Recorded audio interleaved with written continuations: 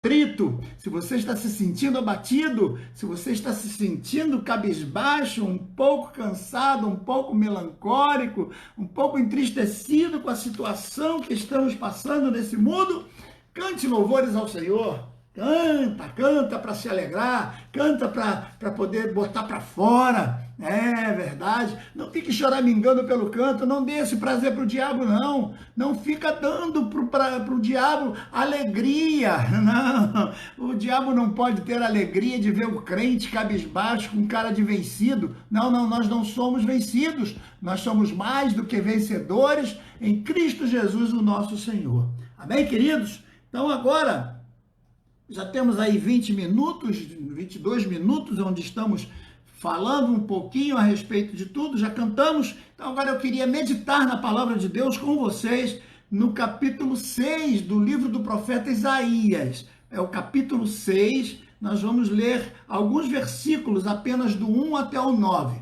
Então eu vou ler o texto todo e depois eu volto para o capítulo 1 de novo, onde vamos refletir em algumas palavras específicas colocadas no texto para a nossa meditação. É um texto escrito pelo próprio autor, é o próprio autor que faz o seu relato, né? Ele mostra o que aconteceu com ele, então ele é a testemunha verdadeira do que aconteceu, e isso nos traz muito mais conteúdo, porque não é um conto, não está sendo contado de alguém que viu o que aconteceu com outro alguém, mas é um relato autêntico de alguém que realmente teve essa experiência. E nós também precisamos seguir essas experiências. Nós precisamos aprender com as pessoas que realmente tiveram experiências, porque muita gente fala, mas no fundo não é. Muita gente diz, mas não é. Muita gente diz que é, mas não é, né? Tem muita enganação por aí, mas nós vamos aprender agora com alguém que realmente viu, que participou, que sentiu, que foi tocado. Então é uma experiência visível, uma experiência audível, é uma experiência total, onde ele sente, ele é tomado, e ele é tocado, ele sente na pele. Então funciona a audição, funciona a visão, funciona o tato, funciona praticamente todos os sentidos deste indivíduo no momento com Deus. Oh, que coisa boa é você estar nesse momento grandioso de Deus.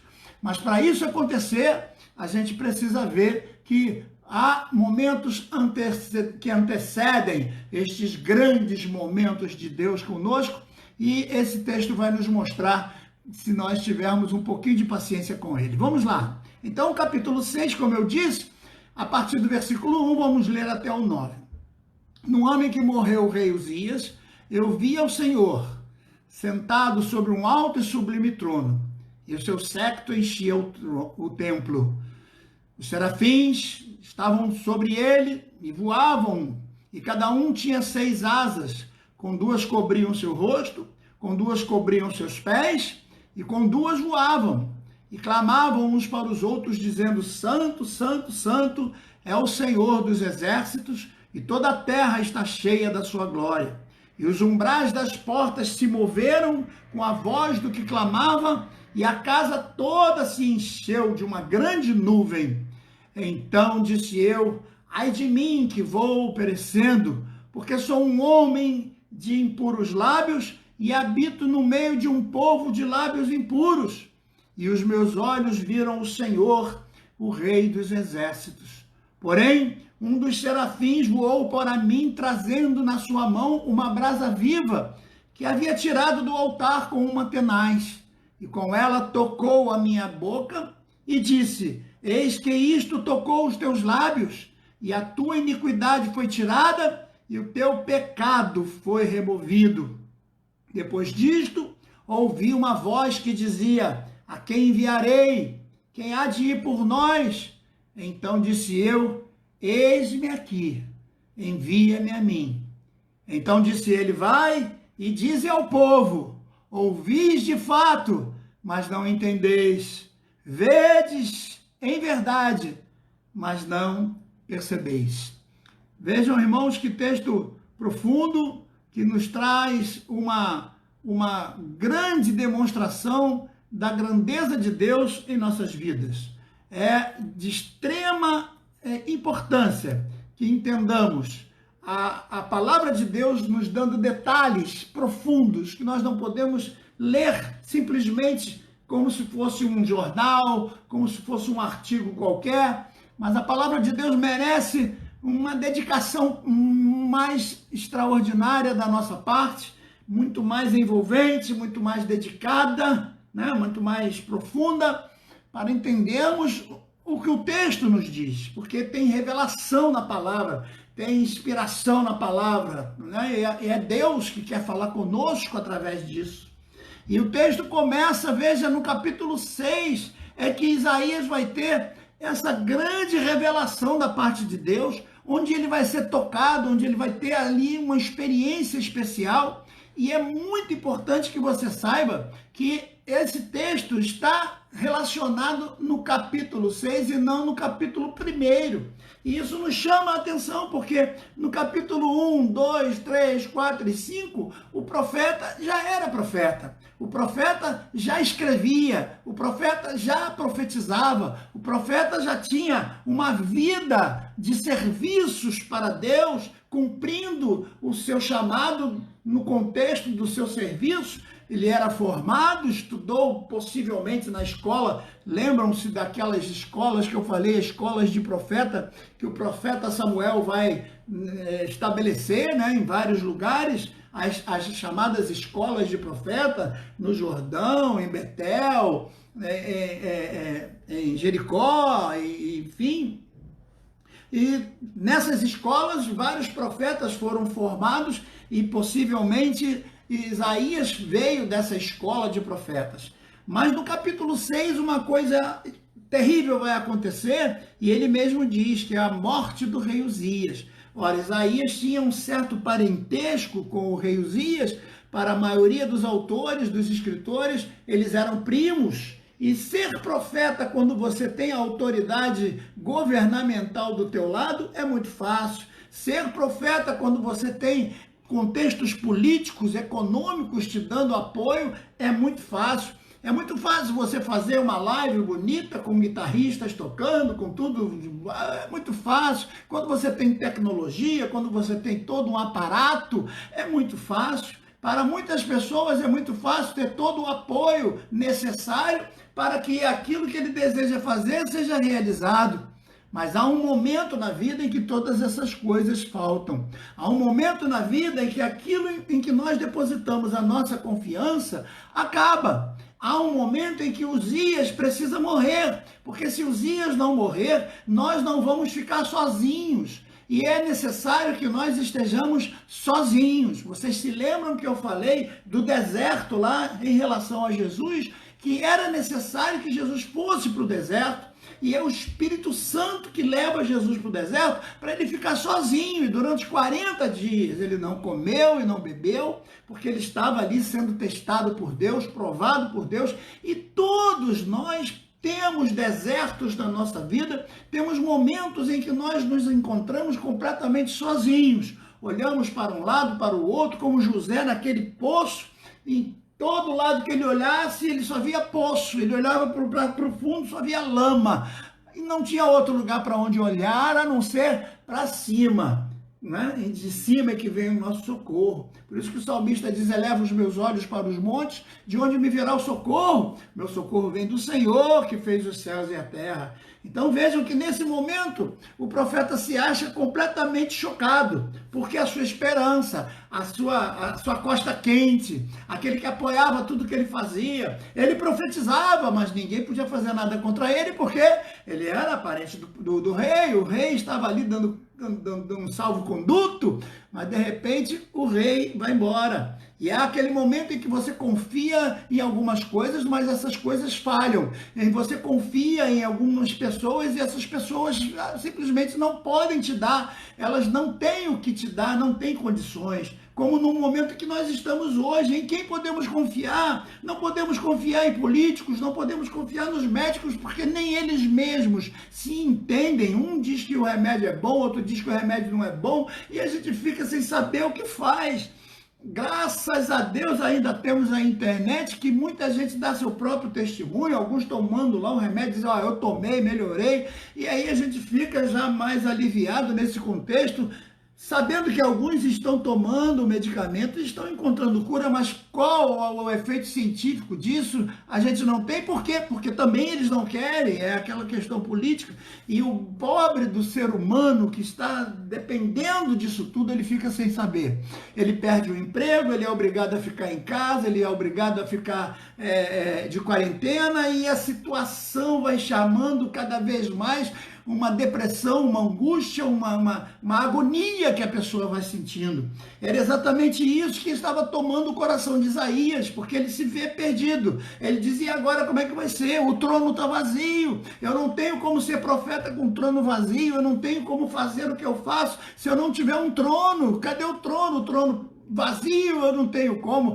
O rei foi embora, o rei era a minha esperança, e muita gente tem a esperança no templo bonito, na iluminação, no palco bonito, no palanque bonito, na banda bonita que toca. Não tem, né? A confiança dele está na beleza dos bancos confortáveis. Mas agora, como é que está? Como é que estão essas igrejas onde não há mais banco confortável? Onde está esse povo que nesse momento não só queria igreja com ar-condicionado, e agora eles estão como? Estão cultuando a Deus? Ou estão se deixando levar para assistirem porcaria? Estão assistindo novelas? Estão assistindo bobagens? Ou estão cultuando a Deus? Ou estão buscando a presença do Senhor? Além de tudo, existem por aí os profetas amaldiçoados que só trazem maldição para o povo, ao invés de alertar e trazê-los para a presença de Deus, ainda os leva cada vez mais para o desespero. E neste momento de angústia, o que faz este profeta? O texto diz que ele vai buscar o Senhor. É a primeira coisa que nós vemos que é necessário no nosso coração, é buscar ao Senhor, é ir ao encontro do Senhor. Se você está se sentindo desesperado, a primeira coisa que você tem que fazer é buscar ao Senhor. Elevo os meus olhos e vejo que o Senhor é comigo e Ele não está longe de mim. O Senhor é o meu pastor, Ele não me faltará. Ele é o meu refúgio secreto, Ele é o meu esconderijo secreto, Ele é a minha torre de vigia, Ele é o meu apoio. Eu tenho condições de olhar para Ele e me sentir amparado. E ele vai buscar o Senhor. Mas neste momento que ele entra no templo para buscar o Senhor, Deus se revela, porque aquele que vem a Deus, Deus não lança fora. Aquele que vai ao Senhor, de maneira nenhuma o Senhor lança fora. Ainda que esteja em pecado, ainda que esteja cometendo as coisas mais terríveis, ainda que a vida esteja toda enrolada, se o indivíduo se levantar e clamar pelo Senhor, enquanto estivermos nesse período chamado graça, nós temos como sermos ouvidos, sim. Você pode encontrar o Senhor aí mesmo onde você está, dentro do seu lar, quem sabe no hospital, quem sabe acamado, não importa como você esteja. O Senhor Jesus pode estar aí neste momento. Não é necessário você ir ao templo, porque você vai ser o templo onde Jesus vai entrar. Ao contrário de você entrar no templo, Jesus quer entrar em você e transformar você no templo dele, para que você se sinta cheio. Essa é a revelação que nós temos que entender, porque antes as pessoas tinham que sair para ir ao templo, e quem não conseguisse ir ao templo não conseguia chegar até a presença de Deus. Agora Deus está aí onde você está, não importa onde você esteja, aí nos Estados Unidos, aí na Argentina, onde quer que estejam me ouvindo neste momento, Deus está aí, e você é templo do Espírito Santo, e você pode levantar a sua voz, você levanta os teus olhos e contempla agora, porque se o trono de Judá estava vazio, se Uzias havia morrido e o trono estava sem ninguém, agora Deus vai se revelar para Isaías sentado num trono. E não era um trono comum, não era um trono de ouro puro, porque isso qualquer homem pode, com sua riqueza material, conquistar. Não era um trono apenas material, porque isso qualquer ricaço pode ter. Qualquer homem mais avantajado no dinheiro pode conseguir construir um trono de ouro, uma majestosa casa, uma mansão, um templo gigantesco, bonito, e ainda botar lá o título de Templo de Salomão. O dinheiro pode comprar tudo, mas nesse caso, o que ele vê é o Senhor assentado sobre um alto e sublime trono, e ele fica impressionado, porque ele vai ver que esse trono tinha séquito, saía deste trono uma espécie de fumaça, uma espécie de aroma especial, e enchia todo o templo. Daquele trono surgia a Shekinah, a nuvem poderosa do Senhor, a glória que emanava do trono, envolvendo todo o templo, e Isaías se vê envolvido naquela glória gloriosa, fantástica e inenarrável de uma situação de um homem que está caído. Agora ele consegue erguer os olhos e ver o Senhor, e o templo estava cheio, o séquito de Deus, a glória de Deus, a nuvem de Deus, a grandeza de Deus, a luz de Deus enchia todo aquele lugar. Assim pode acontecer com você aí onde você está, se você realmente der lugar ao Espírito Santo para ele entrar e fazer de você o templo verdadeiro dele.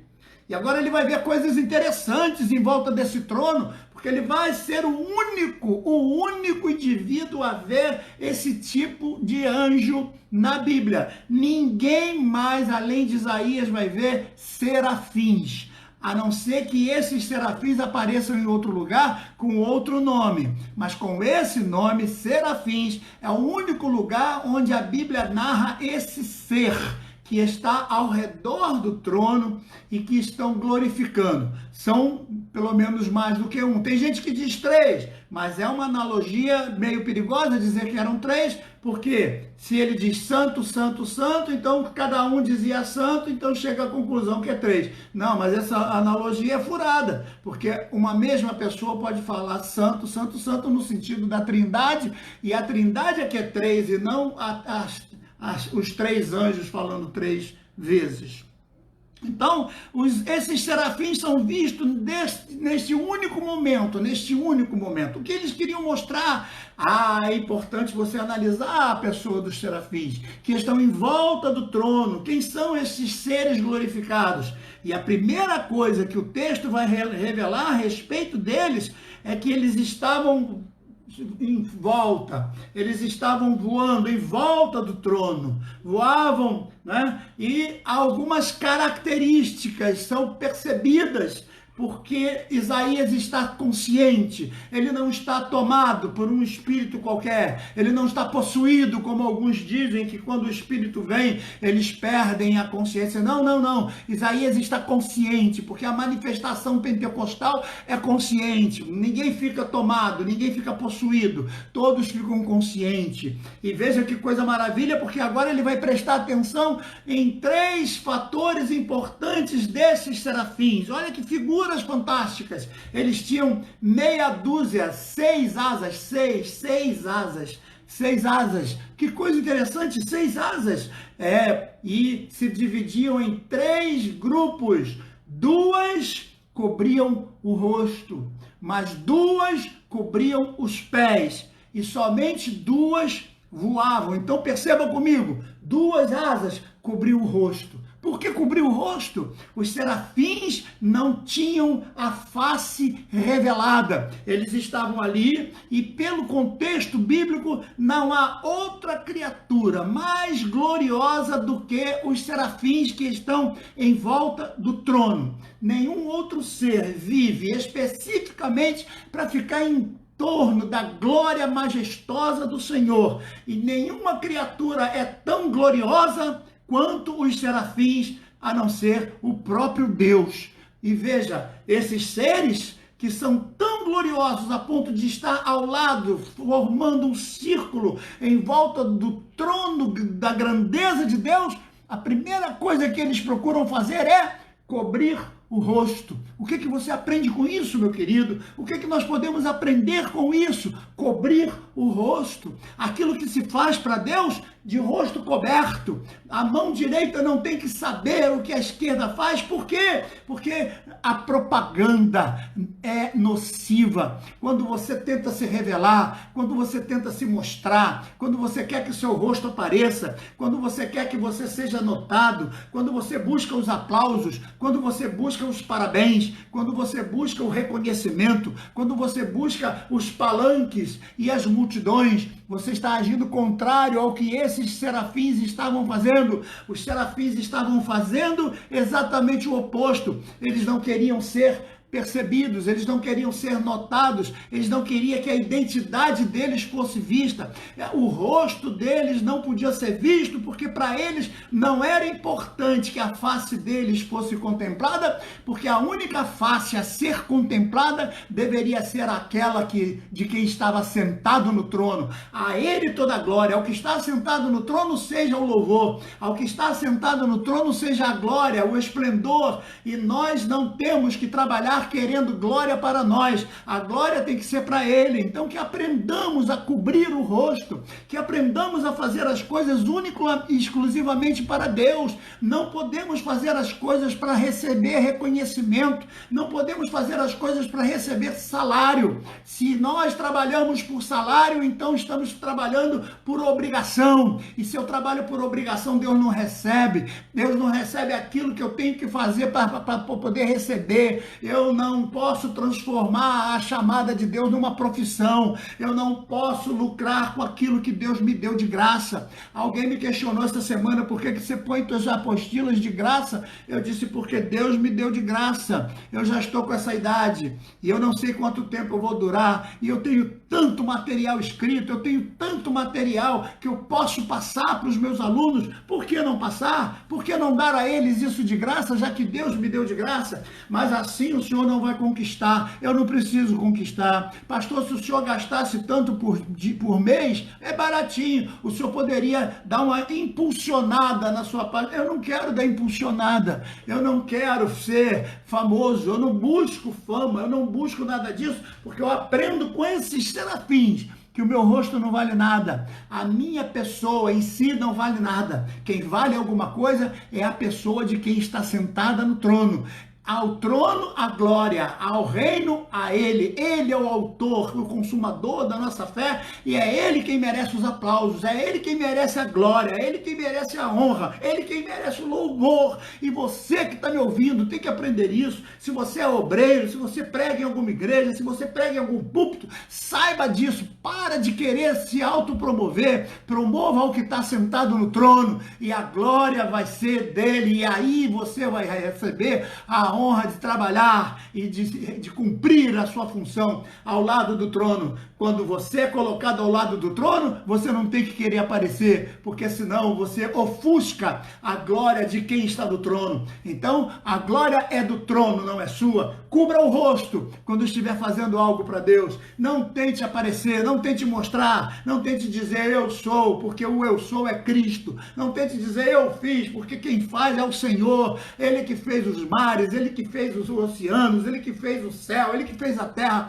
É ele que é o dono de todas as coisas. Nós somos súditos, somos empregados dele, não dos homens. Eu não sou empregado da igreja, eu não sou empregado dos homens, eu sou trabalho para Jesus, e até aqui ele tem sido o meu consumador e o meu autor, o meu único único sustentador. Então precisamos aprender com isso, que os nossos ossos, os nossos rostos precisam estar cobertos para que a grandeza de Deus seja manifestada. E é esse o problema que nós estamos encontrando hoje, quando os templos gigantescos, famosos, quando os grandes palanques não podem mais ser formados, muita gente está por aí até com sacolinha na mão pedindo dinheiro. A gente está vendo live de igrejas tão famosas cujos pastores não falam em outra coisa a não ser dinheiro, dinheiro, dinheiro, dinheiro. O dinheiro não é o dono do trono, quem está no trono é o Senhor, e o Senhor é dono de tudo. A Ele toda a honra, a Ele toda a glória, Ele é o Rei dos Reis, Ele é o Senhor dos Senhores, e Ele merece toda a nossa adoração e dedicação. Deus sabe que eu preciso de sustento, Deus sabe que você precisa do pão, e o pão de cada dia vai ser dado, porque Ele prometeu isso a todos nós. Em nome de Jesus, nós pedimos a bênção sempre sobre nós, e Ele sempre nos dará essa bênção.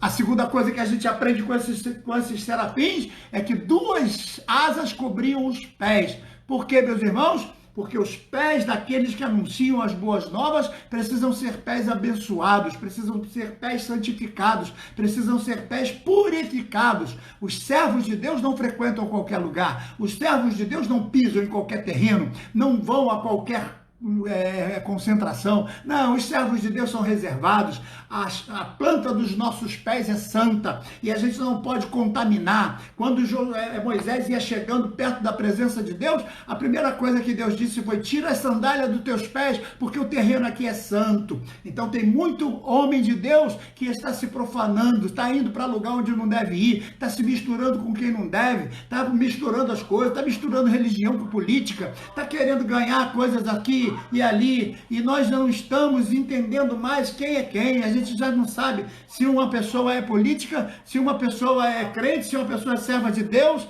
se uma pessoa serve ao Senhor, ou se ela serve ao dinheiro, ou se ela serve aos homens. Infelizmente, a gente está sendo tomado por esse monte de gente cujos pés não estão amparados pelas asas protetoras do Senhor. Os pés daqueles que são ungidos do Senhor precisam estar limpos e puros. Não contamine teus pés com dinheiro imundo de política. Não contamine teus pés com essas coisas que estão nojentas, podres, estão sujando o nome de muitas igrejas por causa dessa mistura diabólica que o diabo está colocando. Não, os nossos pés são consagrados, nossos pés são limpos, nossos pés são puros, e por isso precisamos ter os pés guardados pelas asas de um serafim. Em terceiro lugar, aparece agora as asas que voam. Olha que coisa interessante. Para que um anjo precisa voar? Um anjo não tem o peso carnal, ele não há atmosfera, não influencia um ser espiritual, ele não tem peso, ele não precisa voar, ele não precisa bater asas. Por quê? Porque ele se sustenta no ar. Não há pressão atmosférica para um ser espiritual cuja ausência de matéria não lhe dá o efeito da gravidade. Então, para que ele precisa bater as asas? Mas as asas batendo significa trabalho, significa produção, significa que alguém tem que sustentar. Então, às vezes são 6 asas. Por que só 2 batem? Por que só 2 fazem? Por que só 2 cooperam? Por que só 2 estão agindo, enquanto 2 estão apenas cobrindo o rosto? Cobrir o rosto é muito mais fácil do que bater, cobrir os pés é muito mais fácil do que bater, e às vezes nós ficamos nesse tipo de conversa. Por que fulano está melhor do que eu? Por que Beltrano está numa melhor posição do que eu? Por que eu tenho que trabalhar para fulano não sei o quê? Por que eu tenho que fazer isso? Por que o fulano não faz? Por que Beltrano não faz o que eu estou fazendo? Por que eu tenho que fazer o que ele deveria fazer? Não, as 2 asas que cobriam o rosto sabiam o que estavam fazendo, porque era a determinação de Deus. As que cobriam os pés estavam conformadas naquilo que tinham que fazer, porque essa era a vontade de Deus. E as 2 que voavam por todas, sabendo que aquela era a sua determinação, aquele chamado, aquela ordem dada por Deus, e uma não se misturava com a outra, uma não entrava em choque com a outra, uma não queria fazer o que a outra estava fazendo, porque era um único corpo, trabalhando para o bem maior, que era a grandeza e a glória do Senhor. Bata as tuas asas, meu irmão, saiba que o Senhor vai ser glorificado quando você começar a se movimentar, quando você começar a voar, quando você começar a bater as asas em direção aos pecadores, aos necessitados, aos que precisam da tua palavra, para que a glória se manifeste sobre eles. E aí o que acontece? Quando Isaías vê tudo isso, ele fica apavorado, ele fica completamente desesperado, porque, meus irmãos, a glória de Deus, quando é vista, ela gera um espelho.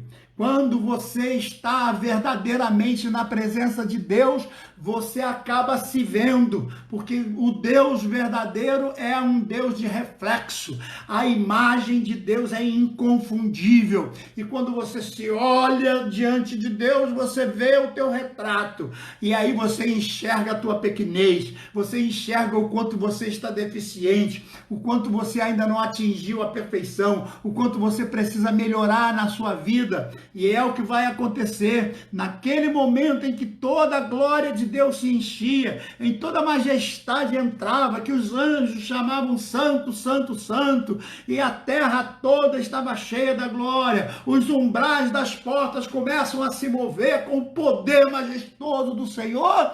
Isaías fica desesperado. Isaías diz: ai de mim, pois estou perdido. Estou perdido por quê? Porque sou um homem impuro, meus lábios são impuros, eu habito no meio de um povo impuro, e agora os meus olhos estão vendo a grandeza, a pureza, a majestade do Senhor.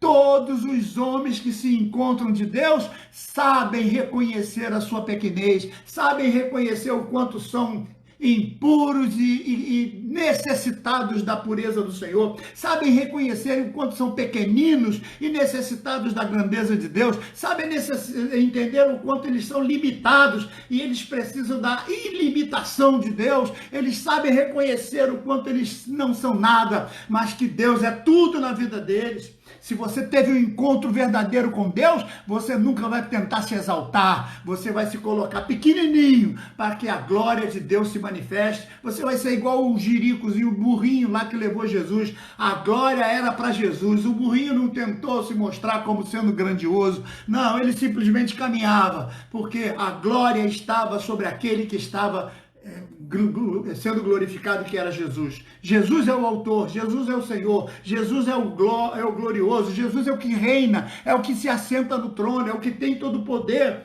é Ele que merece o louvor. E quando nós vemos Deus, nós vemos nossa pequenez, nós vemos nossa incompetência, nós vemos as nossas necessidades e impurezas. Quando você vive vivendo a impureza dos outros, é porque no fundo você não consegue enxergar o próprio nariz. O apóstolo diz: por que vocês ficam julgando uns aos outros? Vocês também serão julgados. E com o mesmo julgo que nós julgamos os outros, nós também seremos julgados.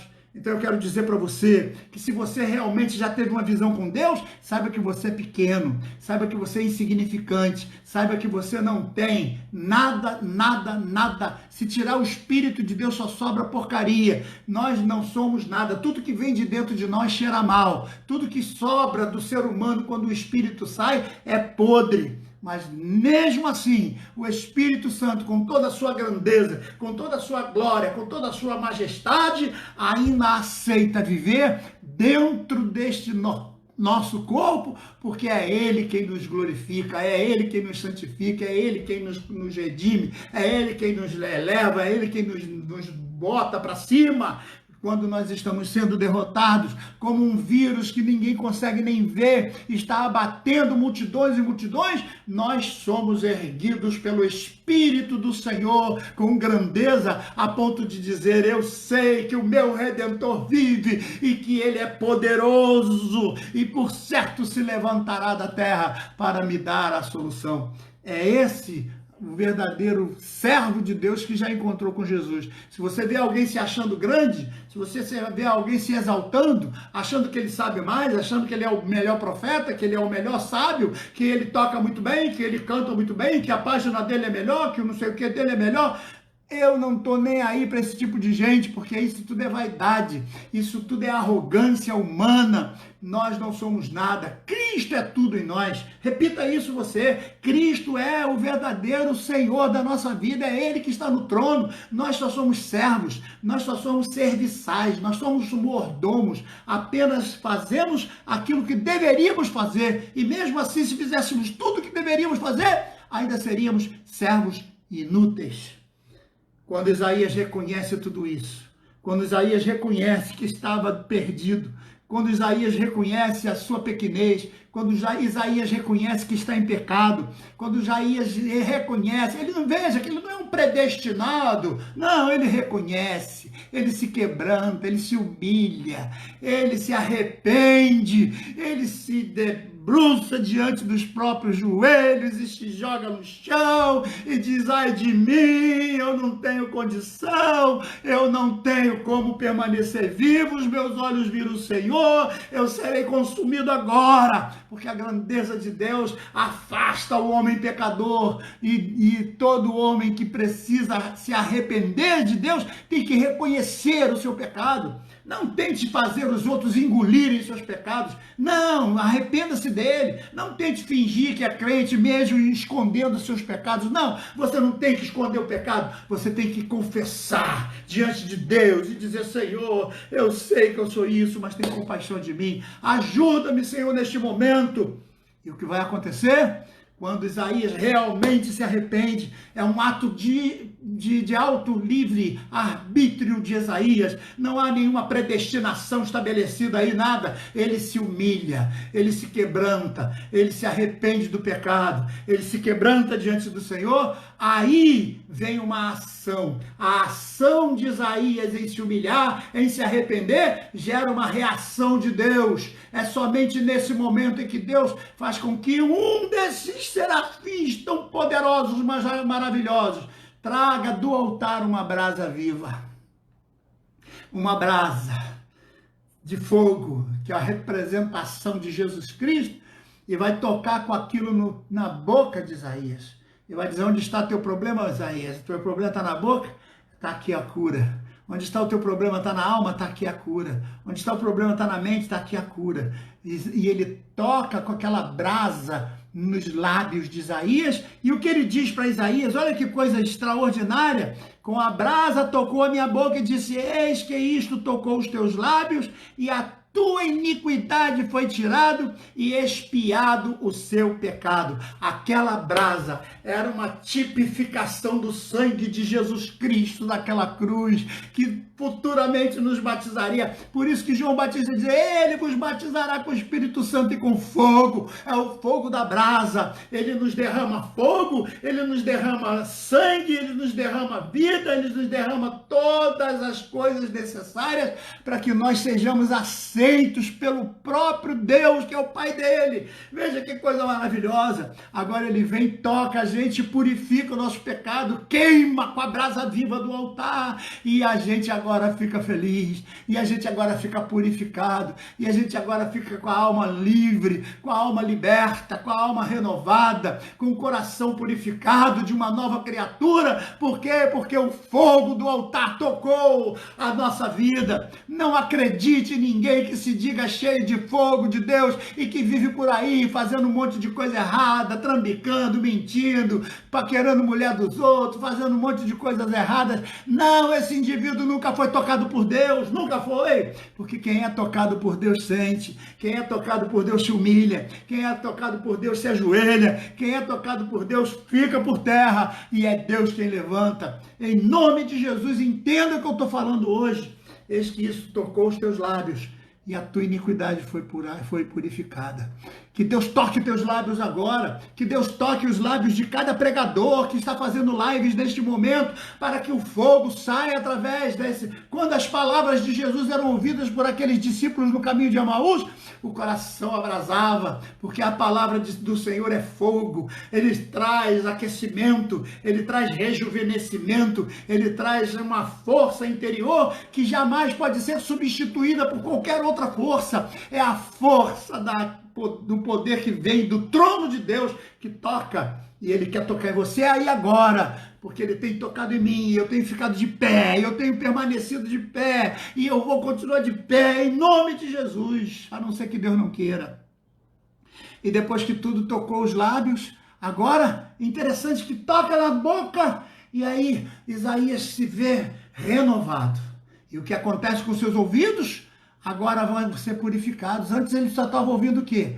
Palavras de pânico, palavras de medo, palavras que deixavam ele para baixo. Vai morrer, o vírus matou mais um pastor morreu, não sei mais quem, não tem remédio, não tem emprego, não tem dinheiro, não sei o quê. Ele só ouvia essas coisas, não ouvia mais nada. O ouvido estava fechado por causa da incredulidade, por causa dos problemas terríveis. Mas agora, depois que a pedra viva de fogo toca nos lábios dele, aí vem o versículo que diz, depois disso, ouvi a voz do Senhor. Ah, meus irmãos, tem muita gente aí pregando sem ouvir nada. Tem muita gente dizendo que Deus falou quando Deus não falou nada. Por quê? Porque o ouvido dele está todo cheio de cera do diabo, todo cheio de vozes das mais profanas, todo cheio de iniquidade. Ele precisa abrir os ouvidos para ouvir a voz do Senhor. Dentre tantas coisas que você pode estar ouvindo hoje, a primeira coisa que você tem que dar ouvidos é a voz do Senhor. Desliga a televisão, desliga tudo que estivesse ligando a este mundo pecador, se ajoelha, clama ao Senhor, se humilha, pede perdão dos pecados, se arrependa dos teus pecados e deixa que os teus ouvidos ouçam a voz do Senhor. E o que ele vai ouvir? Ele não vai ouvir uma palavra de recriminação, ele não vai ouvir uma palavra de condenação, ele não vai ouvir uma palavra de repúdio contra ele, não. Por quê? Porque ele já foi perdoado pela brasa, ele já foi agora restaurado pela brasa. Não há mais condenação para aquele que se transforma na presença do Senhor, não há mais condenação para aquele que muda de vida na presença do Senhor, que deixa o passado ser passado e agora vai viver uma nova vida no futuro. Então o que acontece agora? Ele vai ouvir a voz do Senhor. Mas o que a voz do Senhor diz? A quem enviarei? Quem há de ir por nós? E esta voz ainda está falando hoje. Quem enviarei? Quem há de ir por nós? Quem vai fazer com que essa voz chegue ao máximo de pessoas possível? Quem vai fazer com que a voz da mensagem de Deus chegue aos ouvidos daqueles que estão possuídos pela incredulidade? Quem vai levar a verdadeira voz de Deus àqueles que estão completamente consumidos pela voz do diabo e pela preparação do anticristo que já está sobre este mundo? A quem enviarei? Agora Isaías está diferente. Antes ele entra ali com medo, porque Uzias tinha morrido, ele perdeu toda a coragem. Agora não, agora com o toque do Senhor, ele se enche de coragem. E quando a voz ecoa, quem enviarei? Quem há de ir por nós? Ele diz, eis-me aqui, envie-me a mim. Eu quero pregar, eu vou fazer um vídeo, eu vou colocar na internet, eu vou fazer com que as pessoas ouçam o que eu tenho a dizer, eu vou fazer com que as pessoas ouçam o que eu ouvi do Senhor, eu vou fazer com que todos saibam que eu não estou calado, eu estou vivo e eu estou pronto para pregar, para falar aquilo que eu recebi de Deus. Eu estou vendo tanto músico que não faz mais nada depois dessa crise, e agora está fazendo culpa para a crise. Por que você não grava um vídeo, não manda para mim para eu botar aqui na nossa página? Tantos cantores, por que não gravam um louvor bonito e não manda para que a gente faça, colocar aqui? Por que eu tenho que estar sozinho aqui pregando igual um gasgueta cantando? Eu poderia agora botar um vídeo seu cantando, se você canta tão bem. Então, desperta tu que dormes, o sono da indolência, porque o Senhor está chamando você. A quem enviarei? Quem há de ir por nós? Quem vai dizer para este mundo que o vírus está aí para matar? Quem vai dizer para esse mundo que o anticristo já está pronto para assumir? Quem vai dizer para este mundo que o mundo jaz do maligno e a igreja do Senhor já está de partida? Quem vai alertar os crentes para parar de se meter com coisas que não trazem nenhuma espiritualidade, para que eles cheguem à presença do Senhor o mais depressa possível, purifiquem as suas vidas, as suas almas com a brasa viva do altar do Senhor, para que estejam prontos para o dia do Senhor? Você e eu precisamos assumir isso. Esse compromisso é seu, esse compromisso é meu, e nós precisamos fazer isso em nome de Jesus. Nosso tempo foi embora. Que pena. Eu tinha mais algumas coisas para falar dentro desse texto, mas o tempo foi embora e eu não quero que o vídeo fique muito longo, porque a maioria de vocês não gosta de vídeo longo. Se o vídeo longo do Michael Jackson dura 2h30, muitos de vocês ficam vendo. Se o disco dá não sei o que lá, fica não sei quantas horas, muitos de vocês ficam vendo. Mas quando é um culto, a maioria de vocês se cansa logo, não é? Mas o Senhor está vendo isso. E naquele dia não vai adiantar dizer, eu não sabia, porque você está sabendo, você está me ouvindo agora. Então feche os teus olhos e clame pelo arrependimento. Clame, reconheça seus erros, reconheça a sua pequenez, reconheça que você precisa ser purificado pela brasa do altar, em nome de Jesus. Pai amado, estamos na tua presença. Queremos clamar pela tua ajuda, pela tua orientação, pelo teu Espírito Santo. Senhor, tenha compaixão. Nós que somos impuros e habitamos no meio de um povo de impuros lábios. O Brasil está no caos, o Brasil está na mão do diabo com tanta coisa, com tanta mentira, com tanta coisa errada, com tanto roubo, com tanto trambique, com tanta coisa errada, Senhor. No meio dos crentes também, Senhor, tenha compaixão. Nós somos impuros habitando no meio de um povo de impuros lábios, Senhor. Mas os meus olhos estão contemplando o Senhor, assim como os olhos de muitos estão te contemplando agora. Ó Senhor, nós queremos que essa brasa viva toque em nós para nos renovar o ânimo, a fim de que possamos nos colocarmos, Senhor, como servos teus, para sermos a voz do que clama no deserto, aquele que fala o que precisa ser falado. Senhor, usa o teu povo para que essa live possa chegar ao máximo de pessoas possível, para que essa mensagem possa chegar ao máximo de pessoas possível. Ó Senhor, tenha compaixão do teu povo que se chama pelo teu nome. Eles precisam se humilhar, eles precisam orar, eles precisam se consertar dos maus caminhos, Senhor. Toma, Senhor, em nome de Jesus, e que esse teu servo possa continuar pregando e essa tua palavra possa continuar nos ungindo. Ajuda teus filhos, Senhor. É o que nós pedimos em nome de Jesus. Amém. Amém, queridos? Chegamos ao final de mais um período, de mais uma live. Que o Senhor te abençoe, que o Senhor te guarde, que o Senhor te dê uma noite de paz. Reflita nessa palavra, leia de novo o texto, pensa bem e diga: Senhor, será que eu não estou acomodado? Será que eu não estou aproveitando esse momento aí de crise para fingir que não estou fazendo nada por causa da crise? Não, eu posso fazer alguma coisa. Eu vou pregar o Evangelho. Eu vou fazer o que Deus me chamou para fazer, em nome de Jesus. Pense nisso.